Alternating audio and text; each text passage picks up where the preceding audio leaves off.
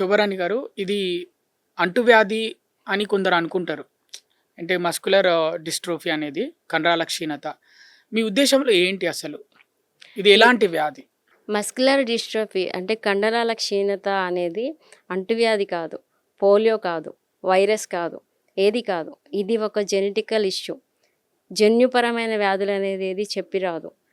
అది ఒక genetical issue అంతే. దానికి ఆధారాలు ఏముండవు. అది అంటువ్యాధిగా కూడా కొంతమంది చూస్తున్నారు. తల్లిదండ్రులు చూస్తున్నారు, బయట వాళ్ళు చూస్తున్నారు. ఎందుకంటే కొంతమంది పిల్లలు చాలా సన్నగా కనిపించొచ్చు, కొంతమంది చాలా బొద్దుగా కనిపించొచ్చు. వాటెవర్ ఎట్లా అయినా అవ్వనివ్వండి. కానీ వాళ్ళు అలా ఉండడం వల్ల వీళ్ళు కొంచెం అవేర్‌నెస్ కలిగుంటే అది అంటువ్యాధి కాదు అనే విషయం తెలిసిద్ది. అసలు ఎలా ఉంటది రోజువారీ లైఫ్? మీదెలా ఉంటది? మీరు పొద్దున్న నుంచి సాయంత్రం దాకా ఏం చేస్తారు? అంటే ఏఆర్‌డీఓకు వెళ్ళలేదు మీరు. హ్మ్. ఇంట్లోనే ఉన్నారు. మీ స్వచ్ఛంద సంస్థకి వెళ్ళలేదు మీరు ఆర్గనైజేషన్‌కి. ఇంట్లోనే ఉన్నారు. పొద్దున లేచిన దగ్గర నుంచి సాయంత్రం దాకా, నిద్రపోయేదాకా ఏం చేస్తారు మీరు ఇంట్లో? చాలా బోరింగ్‌గా, బర్డెన్‌గా, డిపెండింగ్‌గా, హ్మ్. ఏదో స్వేచ్ఛ కోల్పోయినట్టు, హ్మ్. ఊపిరాడకుండా ఉండే పరిస్థితి ఉన్నట్టు, హ్మ్. ఎవరికి చెప్పుకోవాలో తెలియక, హ్మ్. ఏం చెప్పాలో తెలియక, హ్మ్. ఎలా ఎక్స్‌ప్రెస్ చేయాలో, ఎవరికి ఎక్స్‌ప్రెస్ చేయాలో తెలియక చాలా బాధగా ఉంటది సార్. బిఫోర్ ఏఆర్‌డీఓ నాకు అలాగే ఉండింది. ఏదన్నా ఫంక్షన్‌కెళ్ళినా బాధగా ఉంటది. బయటికెళ్ళాలంటే బాధగా ఉంటది. చదువుకోలేదని బాధగా ఉంటది. ఏమి చేయలేకపోతున్నానని బాధగా ఉంటది. హ్మ్. నాలెడ్జ్ ఉంది కానీ ఎందుకు ఉపయోగపడకుండా అయిపోతుందనే బాధగా ఉంటది. రేపటి రోజున నా పరిస్థితి ఏంటి అని బాధగా ఉంటది. ఇది పోతది కాబట్టి ఏం చేయాలి నెక్స్ట్ అనేది బాధగా ఉంటది. పేరెంట్స్ తర్వాత నా పరిస్థితి ఏంటి అని బాధగా ఉంటది. చాలా బర్డెన్స్ ఉంటాయి చెప్పాలంటే. ఆ థాట్‌లో ఉన్నామంటే దానికంటే మరణమే మేలనిపిస్తది హ్మ్. బేసికల్లీ. అది ఎగ్జాంపుల్ అంటారు కదా! సూసైడ్ థింకింగ్స్ ఎందుకొస్తాయనేది. ఇలాంటి వాటి వల్లే వస్తాయి. ఎప్పుడైనా అనిపించిందా మీకు? నాకు ఈ వీళ్ళతోటి ఎవరితోటి ఇక నాకు వద్దు అని ఆ డిప్రెషన్‌లోకెళ్ళిపోయారా ఎప్పుడైనా? వెళ్ళిపోయాను సార్. మరెట్లా ఓవర్‌కమ్ అయ్యారు? నేను అంటే స్నానం చేసేటప్పుడు హ్మ్. బాటిల్స్ ఉంటాయి సంథింగ్. హ్మ్. అలాంటివి చూసినప్పుడు ఎందుకు ఈ లైఫ్ అనవసరంగా వేస్ట్‌గా అనిపిస్తుంది. హ్మ్. అంటే చెప్పాను కదా! చుట్టుపక్కల వాళ్ళ మాటలు కానీ ఇట్లా వేస్ట్‌గా ఎందుకు ఈ అమ్మాయి పుట్టిందా అని అలాంటి మాటలు విన్నప్పుడు ఆహ్, వాళ్ళకి అవేర్‌నెస్ లేదు అనే విషయం నాకు అవేర్‌నెస్ లేదు కదా! ఆ టైంకి. హ్మ్. సో, ఇట్లా అంటున్నారు, ఏదో ఒకటి అంటున్నారు. ఒక పక్క స్ట్రగులు, చెప్పుకోలేని బాధ. ఎవరైనా బాధ కలిగితే ఒక ఫ్రెండ్‌కి చెప్పుకుంటారు. కానీ ఇది చెప్పడానికి కూడా ఎలా చెప్పాలో తెలియని పరిస్థితులుంటాయి. అప్పుడు అనిపించింది, ఈ వేస్ట్ లైఫ్ ఎందుకు చచ్చిపోతే బెటర్ అని. మరెలా కానీ ఓవర్‌కమ్ అయ్యేవారు? కానీ దీంట్లో డుషెన్ మస్కులర్ డిస్ట్రోఫీ అని చెప్పాను గదా! అది హ్మ్. ఓన్లీ మేల్స్‌కొస్తది. హ్మ్. మగ పిల్లల్లో వస్తది. అది 25 ఇయర్స్ ఐ మీన్ కొంచెం రిస్క్ పరిస్థితి ఉంటది. అది చూసినప్పుడు అనిపించింది.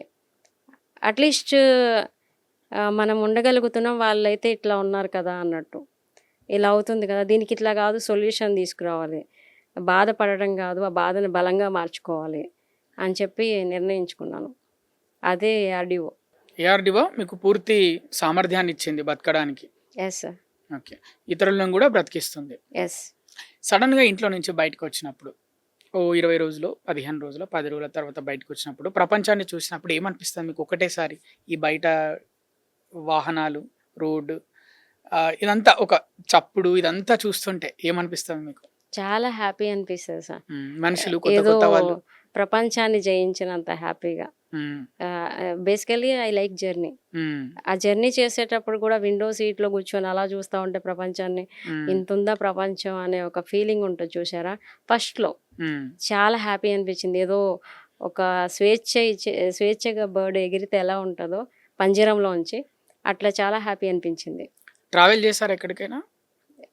చేశాను సార్. అంటే హ్మ్. ఏఆర్‌డీఓ పర్పసే చాలా చోట్లకి ట్రావెల్ చేస్తూ ఉన్నా. టూరిస్ట్ ప్లేస్ లాంటివి అలాంటివి వెళ్లారా ఎప్పుడైనా? చూడాలనిపించి నాకక్కడికి వెళ్ళాలనిపించింది ఒక్కసారి తీసుకెళ్ళండి అని ఇంట్లో వాళ్ళకి అడిగైనా లేకపోతే వెళ్లారా ఎప్పుడైనా అట్లా జరిగిందా? అట్లా ఏం వెళ్ళలేదు. కాకపోతే జర్నీ ఇష్టం కాబట్టి నాకెట్లా అంటే ఈ రోడ్‌లో స్టార్ట్ అయ్యి అక్కడికి వెళ్ళిపోయి చాలా దూరం ఒక 1 అవర్ జర్నీ. హ్మ్. మళ్ళీ రిటర్న్ వచ్చే జర్నీస్ చేశాను. ఓకే.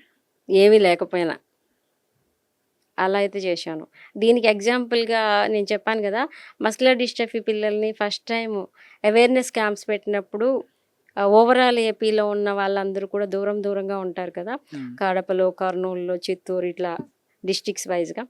అక్కడ అందరూ వస్తారు. అయితే ఈవెంట్ ఎప్పుడు అని అడుగుతారు. వాళ్ళు యాక్చువల్లీ కూర్చోలేరు ఎక్కువ. పడుకోనైనా రావడానికి ఇష్టపడతారు. కానీ ఒక తల్లిదండ్రులు నాకొకటి చెప్పారు. అమ్మ మేము నిద్రొచ్చి పడుకుండి పోయాము. కానీ మా వాడు కన్ను గూడా ఆర్పకుండా అట్లాగే చూస్తా ఉన్నాడు. మార్నింగ్‌కి వాడి హెల్త్ పాడైపోతదేమో మీ దగ్గరకొచ్చేటప్పటికి. మేము ఏ సెలైన్ ఎక్కించాల్సిన పరిస్థితి వస్తదేమో అనుకున్నాం గానీ, వాడు కొంచెం గూడా స్ట్రెయిన్ అవ్వలేదు. టైర్డ్ అవ్వలేదు. వాడు మళ్ళీ అదే ఎనర్జీతో ఉన్నాడు అని చెప్పినప్పుడు పాజిటివ్‌నెస్ అనేది అంత పవర్‌ఫుల్ ఉంటుందని నాకు అర్థమైంది. శోభారాణి గారు, ఫైనల్‌గా మీరు ప్రేక్షకులకు ఏమన్నా చెప్పాలనుకుంటే చెప్పొచ్చు. మస్కులర్ డిస్ట్రఫీ అయినా, ఎలాంటి రేర్ కేసెస్ అయినా ఫస్ట్ ఆఫ్ ఆల్ యాక్సెప్ట్ చేయాలి. యాక్సెప్ట్ చేసి నా లైఫ్ ఇలా ఉంది. ఇలా ఉండి నేనేం చేయగలను అనేది తెలుసుకోవాలి.